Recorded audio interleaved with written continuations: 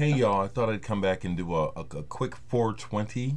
Happy 420, April 20th. You know, it's significant for a lot of different things, some positive, some negative.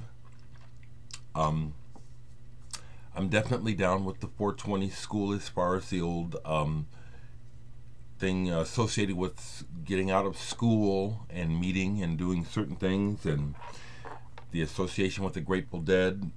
I'm way cool with that. I have a 420 gig tonight with the band Scudder.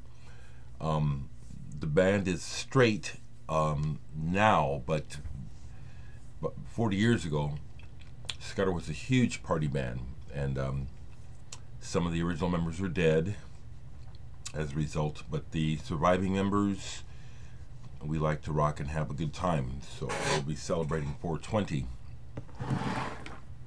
420 is also the unfortunate anniversary of Columbine, the massacre, or whatever you want to call it, the incident in Colorado. Well, you know, thanks for all the comments, folks. Thank you so much. Besides doing music, some things that I've done is I've done some work, some movie work. You know, I've done some just grunt work, but I've also done wardrobe work, and I bring it up because I worked on a movie called April Showers that is based on, but not. It's not a It's not a total remake of what happened in Colorado, but it's based on that. Did this movie, I think, is in 2009. Based on events as told by a survivor. The writer-director of this movie, Andrew Robinson, was a student at Columbine. So this was a neat experience to do this movie. I'm bringing it up because, again, it's about this date. I was hired to put together the wardrobe for this movie. I was the wardrobe supervisor. I was responsible for all of the clothing and the look in this movie. Some of the stars that you may have heard of in this movie: Tom Arnold, Ileana Douglas, Daryl Sabara. He was in Spy Kids, and Janelle Parrish. She was in Bratz. There was an association. This was not a Disney movie, but we worked with some Disney actors in this movie. This is online, and it's not a great movie, but it's not bad either. I'm proud of my work. Take a look at it. I gave the movie the look, the Midwestern look, clothes-wise, and the only other thing I would say about Columbine and nowadays is that interesting that since then shootings in schools has almost become commonplace. For some people, it doesn't even catch their attention. Is it symptomatic of a larger problem? Well, of course it is, but it's symptomatic of a larger problem that apparently cannot be fixed. From my point of view, okay. I had someone write me a long diatribe or a long thing about how I'm wrong about Trump. I read it, and I read it again because for a minute I was going to leave it, and then I decided, no, I don't agree with this. This is not what I see. It doesn't matter whether I'm right or wrong. I'm telling you my experience, and it doesn't match at all what this person says. Trump is horrible. Okay. So, I'm not sure, got me off track. I was just trying to share about the significance. Well, see, it's the tone. See, to me, the tone of the country is not more well. People keep trying to tell me things are better. For who?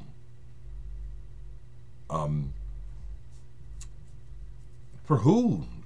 Not not people like me. This is on Netflix, April Showers. You can watch it, and I don't appear in the movie, but my name's in the credits. And like I say, my work is in every scene of the movie. Besides dressing the actors and choosing the clothes, I have to work with the script supervisor as far as continuity, because you don't shoot movies in succession unless you have a super huge budget. In other words, you don't shoot it in order. Some ending scenes get shot before the beginning of the movie, and you have to make those things match. I learned a lot working on that movie. I've actually worked on a few movies in different capacities.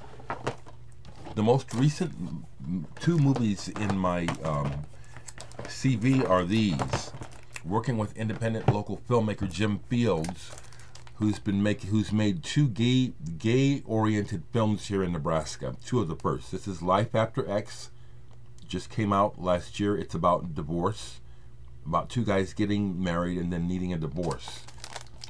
But it's really not about the divorce. It's really about people playing each other and getting fooled. I did the soundtrack for this. It is available. I did Jim's other first feature film, Flyover Country, which is also gay themed. This was my first attempt at a movie soundtrack. There's also other artists on this. This is available. Another movie that I did not soundtrack work on, but this is a Nick Fackler movie called Sick Birds Die Easy. There's a documentary aspect of this in that they went to Africa to document this guy doing the ayahuasca ceremony and the whole trip involved with that. On the DVD here, there is a psychedelic remix of the entire movie, and I helped to engineer that. Another movie you don't hear about, there was some controversy about the making of this in Nebraska, but The Scientist, this is another one that I worked to wardrobe on, okay? It's a science fiction, and I can't honestly recommend this movie. It's just okay, but I worked on it. And my first movie experience, which was wonderful, and this is a very good movie, I'm happy to say, is Nick Fackler's Lovely Still with Martin Landau and Ellen Burstyn. I started out working as a wardrobe assistant and ended up on Ellen Burstyn's insistence running the wardrobe for the remainder of the movie's shooting. After a couple of days, I'll just leave it at that because I don't want to talk bad about anyone or make somebody mad, because I said some.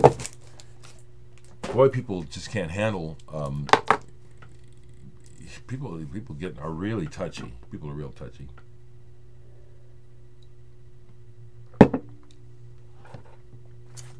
I'll keep this short, but something I played last night that I hadn't played in a while all the way through was Future Sound of London's ISDN album.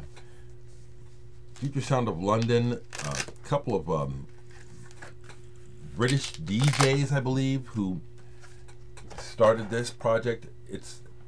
This album cover it's worth seeing. It's like their music, very visual, psychedelic. Can you see that? I love these, and it's a neat package too. Double album, ISDN, very sample crazy. I wouldn't say electronic, it's really sample based. Really good. And then it's also, they use the old Virgin logo, which I love. That's what I played. So I'll continue. I'm glad to hear from you folks who are letting me know that you connect with me and you relate to me being honest about my experience. And that's what I tell people in life. Respectfully, I listen to what you have to say, but I go by my experience. It's not about being right or wrong. because there's no right or wrong to my personal experience. It's what it's what I've gone through, it's what I'm going through, it's what I see, and so that's what I tell you. And I don't care if people think that Trump is anti-establishment. I wasn't for the last president we had. I wasn't into Obama. I'm not into politics. I see through it. It's okay, so leave me alone, you know. It's telling you what I see. I see it clearly. We don't. The common man on the street has no representation in American government. That's what I see. So that's what I tell you. Okay, be kind, folks. Be kind to each other as well. Oh, one last thing. Tomorrow is Record Store Day. Obviously, due to the way that I live, not having a regular job and the income that I live on, which is what it is, I don't have money for Record Store Day. Will I go to some record stores? Probably, because they have the multiple activities, live music, etc. But Record Store Day for a lot of people is a massive ripoff.